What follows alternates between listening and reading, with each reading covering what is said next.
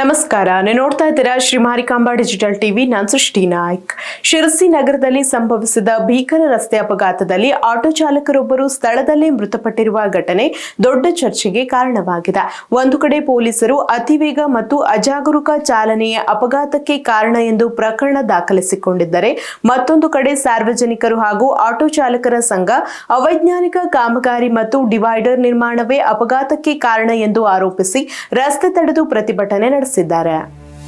ಶಿರಸಿ ನಗರದ ಪಂಡಿತ್ ಸಾರ್ವಜನಿಕ ಆಸ್ಪತ್ರೆ ಸಮೀಪದ ಇಳಿಜಾರು ರಸ್ತೆಯಲ್ಲಿ ಭಾನುವಾರ ದುರ್ಘಟನೆಯೊಂದು ಸಂಭವಿಸಿದೆ. ಗಣೇಶ್ ನಗರ ನಿವಾಸಿ ಮಹೇಶ್ ವಸಂತ್ ಗಾಂವ್ಕರ್ ಎಂಬ 28 ವರ್ಷದ ಆಟೋ ಚಾಲಕ ತನ್ನ ಆಟೋವನ್ನು 5 ರಸ್ತೆಯಿಂದ ಝೂ ಸರ್ಕಲ್ ಕಡೆಗೆ ಚಲಾಯಿಸುತ್ತಿದ್ದ ವೇಳೆ ರಸ್ತೆ ಮಧ್ಯದ ಡಿವೈಡರ್ಗೆ ಡಿಕ್ಕಿ ಹೊಡೆದಿದೆ. ಡಿಕ್ಕಿಯ ರಭಸಕ್ಕೆ ಆಟೋ ಪಲ್ಟಿಯಾಗಿ ಜಖಂಗೊಂಡಿದ್ದು, ತಲೆಗೆ ಗಂಭೀರ ಪೆಟ್ಟಾದ ಪರಿಣಾಮ ಮಹೇಶ್ ಸ್ಥಳದಲ್ಲಿಯೇ ಮೃತಪಟ್ಟಿದ್ದಾನೆ. ಈ ಸಂಬಂಧ ಟ್ರಾಫಿಕ್ ಪೊಲೀಸ್ ಠಾಣೆಯಲ್ಲಿ ಪ್ರಕರಣ ದಾಖಲಾಗಿದ್ದು, ಅತಿ ವೇಗ ಹಾಗೂ ಅಜಾಗರೂಕ ಚಾಲನೆಯಿಂದ ಅಪಘಾತ ಸಂಭವಿಸಿದೆ ಎಂದು ಎಫ್ಐಆರ್ನಲ್ಲಿ ಉಲ್ಲೇಖಿಸಲಾಗಿದೆ. ಆದರೆ ಘಟನೆ ಬಳಿಕ ಪರಿಸ್ಥಿತಿ ಮತ್ತೊಂದು ತಿರುವು ಪಡೆದುಕೊಂಡಿದೆ. ನಗರ ಆಟೋ ಚಾಲಕ ಮಾಲಕರ ಸಂಘದ ಅಧ್ಯಕ್ಷ ಉಪೇಂದ್ರ ಪೈ ನೇತೃತ್ವದಲ್ಲಿ ಸಾರ್ವಜನಿಕರು ಹಾಗೂ ಆಟೋ ಚಾಲಕರು ರಸ್ತೆ ತಡೆದು ಪ್ರತಿಭಟನೆ ನಡೆಸಿದರು. ಪಂಡಿತ್ ಸಾರ್ವಜನಿಕ ಆಸ್ಪತ್ರೆಯಿಂದ ಸಾಮ್ರಾಟ್ ಹೋಟೆಲ್ವರೆಗೆ ನಡೆಯುತ್ತಿರುವ ರಸ್ತೆ ಅಭಿವೃದ್ಧಿ ಕಾಮಗಾರಿ ಹಲವು ವರ್ಷಗಳಿಂದ ಪೂರ್ಣಗೊಳ್ಳದೇ ಇರುವುದರಿಂದ ವಾಹನ ಸವಾರರು ಸಂಕಷ್ಟ ಎದುರಿಸುತ್ತಿದ್ದಾರೆ. ರಸ್ತೆ ಅಗಲೀಕರಣ ಪೂರ್ಣಗೊಳ್ಳುವ ಮುನ್ನವೇ ಮಧ್ಯದಲ್ಲಿ ಡಿವೈಡರ್ ಅಳವಡಿಸಿರುವುದು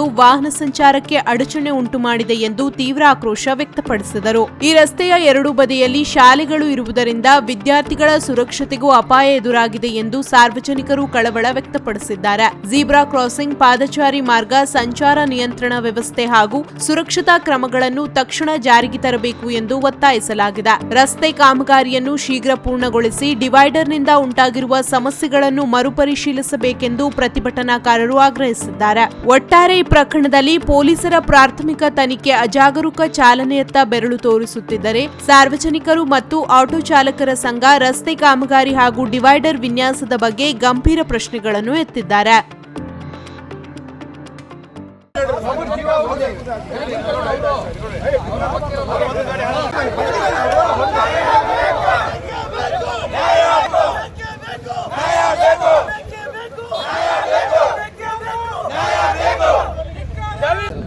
ನಮ್ಮ ಇದರ ಪ್ರಕಾರ 3.5 ಮೀಟರ್ ಏನಿದ್ದನ್ನ ನಾವು 4.5 ಮೀಟರ್ ಇದ್ದಿದ್ದು ಹೌದು. ಒನ್ ವೇ ಹೋಗಲಿಕ್ಕೆ ಯಾವುದೇ ರೀತಿ ಒನ್ ಡೈರೆಕ್ಷನಲ್ಲಿ ವೆಹಿಕಲ್ ಹೋಗಲಿಕ್ಕೆ ಯಾವುದೇ ರೀತಿ ರಸ್ತೆ ಸಮಸ್ಯೆ ಇರಲಿಲ್ಲ.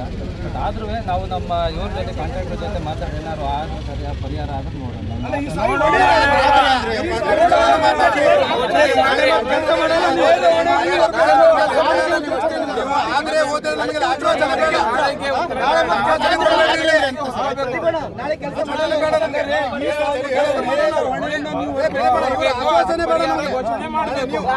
ಐದು ವರ್ಷ ಸುಮ್ಮನೆ ಇದ್ದೇವೆ. ನಮ್ಮ ಶಿರಸಿ ಜನ ತಾಳ್ಮೆ ಜನ 5 ವರ್ಷ ಸುಮ್ಮನೆ ಇದ್ದೇವೆ. 5 ವರ್ಷ ನೀವೇನ್ ಮಾಡ್ತಾ ಇದ್ದೀರಾ? ಮಾತಾಡ್ತಾರಂತೆ ನಾಳೆ ಖರ್ಚು ಪ್ರತಿಭಟನೆ ತಗೊಂಡ್ರೆ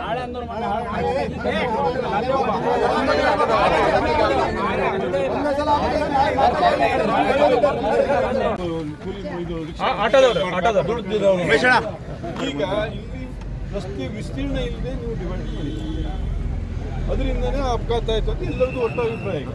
ಈಗ ಅದಕ್ಕೆ ನಮ್ಗೆ ಒಂದೇ ಡಿವೈಡರ್ ತೆಗಿಬೇಕು, ಇಲ್ಲ ಫುಟ್ಪಾತ್ ರಸ್ತೆ ಅಗಲ ಐತೆ, ರಸ್ತೆ ಡಿವೈಡರ್ ತೆಗಿಬೇಕು ಅಂತ ನಮ್ದೆಲ್ಲರ ಅಭಿಪ್ರಾಯ. ಅದಕ್ಕೆ ನಾವು ಏನು ಹೇಳ್ತೀವಿ, ನೀವೇನು ಮಾಡ್ತೀರ ಅಂತ ಹೇಳಿ ಕೂಡಲೇ ಆಗ್ಬೇಕು. ಮತ್ತೆ ಕೂಡಲೇ ತನಕ ಬಿಡಲ್ಲ ನೀವು ಮ್ಯಾನೇಜ್ ಗೊತ್ತಿದೆ. ಯಲ್ಲಾಪುರ ನಾಲ್ಕಲ್ಲಿ ಟೋಟಲ್ಲು ಇಲ್ಲಿ ಬೈರೋಡ್ ಸರ್ಕಲ್ವರೆಗೆ 4 ಲೇನ್ ರೋಡ್ ಮಾಡಬೇಕಂತ ಆಲ್ರೆಡಿ ಈಗ ಏನಾಗಿದೆ, ನಮಗೆ ಸಫಿಷಿಯೆಂಟು ಈಗ ಮಧ್ಯ ಡಿವೈಡರ್ ಹಾಕಿರೋದು. ನೀವು ಯಾಕೆ ಹಾಕಿದ್ದೀರಿ?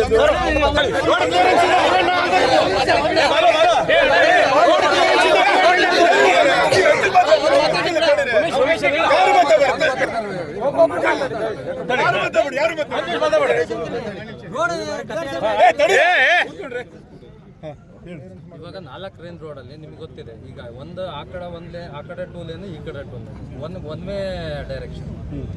ಒನ್ ವೇ ಡೈರೆಕ್ಷನ್ ಏನಿದೆ ಆ ಕಡೆದು ಕ್ಲಿಯರ್ ಇದೆ. ಹೌದಾ?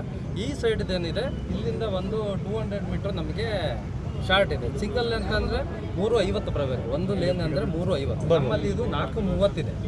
ಸದ್ಯಕ್ಕೆ ಒನ್ ವೇ ಹೋಗ್ಲಿಕ್ಕೆ ಯಾವುದೇ ರೀತಿಯ ಸಮಸ್ಯೆ ಇಲ್ಲ. ಒನ್ ವೆಹಿಕಲ್ ಪಾಸ್ ಆಗ್ತದೆ. ಒನ್ ವೆಹಿಕಲ್ ಪಾಸ್ ಆಗುತ್ತೆ. ನಮ್ದು 2 ಲೇನ್ ಅಂತ ಅಂದ್ರೆ 7 ಮೀಟರ್ ಬಿಡ್ತು ಬರುತ್ತೆ. 7 ಮೀಟರ್ ಈಗ ಏನಾಗುತ್ತೆ 3.5 ಮೀಟ್ರು 3.5 ಮೀಟ್ರ್ 2 ಲೇನ್. ಈಗ ನಮ್ಮಲ್ಲಿ ಇದು ಇರೋದು 440 ಅಥವಾ ಇಲ್ಲಿ ಬಂದರೆ 5 ಮೀಟ್ರು ಬರ್ತದೆ. ಅಂದರೆ ಒಂದು ರೋಡಿಗೆ ಪಾಸ್ ಆಗಲಿಕ್ಕೆ ಯಾವುದೇ ರೀತಿ ಸಮಸ್ಯೆ ಇಲ್ಲ. ಸೊ ಆ ಉದ್ದೇಶದಿಂದ ನಾವು ಒನ್ ವೇ ಟ್ರಾಫಿಕ್ ಇದೊಂದು ಡಿವೈಡರ್ ಹಾಕಿದ್ವಿ. ಸರ್ ನೀವು ಬ್ಲಾಕ್ ಮಾಡ್ಬೋದು. ಇಲ್ಲಿ ಕೇಳ್ರಿ, ಈಗ ನೀವು ಒಂದು ಸಿಂಗಲ್ ನಂತರ ಈ ಕಡೆದೇನಿದೆಯಲ್ಲ ಇದು ಲ್ಯಾಂಡ್ ಅಕ್ವಿಸಿಷನಲ್ಲಿ ನಮ್ಮ ಮೊದಲು ದುಡ್ಡು ಕೊಟ್ಟಿದ್ದೇವೆ ಅವ್ರಿಗೆ ಖಾಲಿ ಮಾಡಿ ಅಂತ ಹೇಳಿ ನೋಟಿಸು ಕೊಟ್ಟಿದ್ದೇವೆ. ಅವ್ರ ನೋಟಿಸಿಗೆ ಏನಂದರೆ ಸ್ವಲ್ಪ ಮಳೆಗಾಲ ಟೈಮ್ ಕೊಡಿ ಇದು ಮಾಡಿ ಅಂತಿದ್ದಾರೆ. ಅದ ನಂತರ ನಾವು ಸರ್ಕಾರಕ್ಕೆ ಪ್ರಸ್ತಾವನೆಯನ್ನು ಸಲ್ಲಿಸಿದ್ವಿ. ಅಲ್ಲಿ 2 ಲೇನ್ ರೋಡ್ ಮಾಡಿ ಈ ಕಡೆನೂ ವಿಸ್ತೀರ್ಣ ಮಾಡಿ ಆ ಕಡೆ ಒಂದು ಈ ಸ್ಕೂಲು ಮತ್ತು ಮನೆಗಳಿರೋದ್ರಿಂದ ಒಂದು slip road service road type ಮಾಡಿದರೆ ಅವ್ರಿಗೂ ಅನುಕೂಲ ಆಗುತ್ತೆ ಅನ್ನೋ ಒಂದು ಇದರದಲ್ಲಿ ಮಾಡಿ ಒಂದು ಪ್ರಸ್ತಾವನೆ ಕಳಿಸಿದ್ದೀವಿ. ಬಂದ ಮೊನ್ನೆ ಮಾನ್ಯ ಶಾಸಕರು ಇದ್ರ ಸಮಸ್ಯೆ ಬಗ್ಗೆ ತಿಳ್ಕೊಂಡು ಅವ್ರು ಏನು ಹೇಳಿದ್ರು, ಪೇವರ್ಸ್ ಏನು ಇದೆಯಲ್ಲ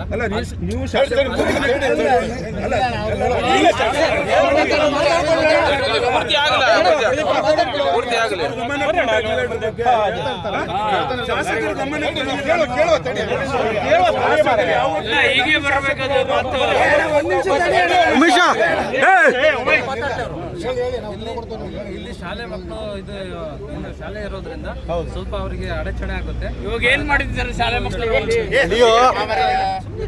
ಪೇವರ್ಸ್ ಏನಿದೆಯಲ್ಲ ಅದನ್ನ ಹೈಟ್ ಮಾಡಿ ಲೆವೆಲ್ ಮಾಡ್ಕೊಂಡು ಜಾಗ ಬಿಡ್ತು ಓಡಾಡ್ಲಿಕ್ಕೆ ಅನುಕೂಲ ಆಗುತ್ತೆ ಅಂತ ಹೇಳಿ ಇದು ಮಾಡಿದ್ರು. ಅನಂತರ ಅದ ನಂತರ ನಾವು ಕಾಂಟ್ರಾಕ್ಟರ್ಗೂ ಮಾತಾಡಿದ್ದೇವೆ, ಅದನ್ನ ಮಾಡ್ಕೊಡ್ತೀನಿ ಅಂತ ಹೇಳಿದ್ರು. ಸ್ವಲ್ಪ ಅವ್ರಿಗೇನು ಲೇಬರ್ಸ್